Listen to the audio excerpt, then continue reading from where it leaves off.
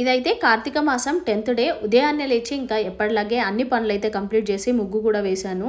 ఈరోజు అయితే నేను శారీ కట్టుకుందామని డిసైడ్ అయిపోయినా. స్పెషల్గా మా పద్దు డార్లింగ్ కోసం, పద్దు డార్లింగ్ అంటే మా అమ్మ కూడా చెప్పిందనమాట శారీ కట్టుకొని చెయ్యి అని. ఇంకా అందుకోసము నేను ఈరోజు అయితే శారీ కట్టుకున్నా. ఈ వీడియో చూస్తే మా అమ్మ మస్తు హ్యాపీ అవుతుందని నాకు తెలుసు.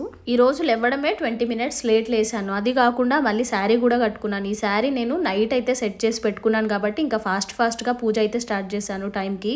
నిన్నటి వీడియోలో నాకు ఒక సిస్టర్ అయితే కామెంట్ పెట్టారు, మీ బాబు డ్రాయింగ్ ఈజీగా ఎలా డ్రా చేస్తున్నారండి, ఎక్కడ నేర్చుకున్నాడు, ఇన్ఫర్మేషన్ ఇవ్వండి అని. మా కృతిక్కి 5 years ఉన్నప్పటి నుంచి డ్రాయింగ్ చేయడం అంటే చాలా ఇష్టం. ఇంకా అప్పటి నుంచి వేయడం అయితే స్టార్ట్ చేశాడు.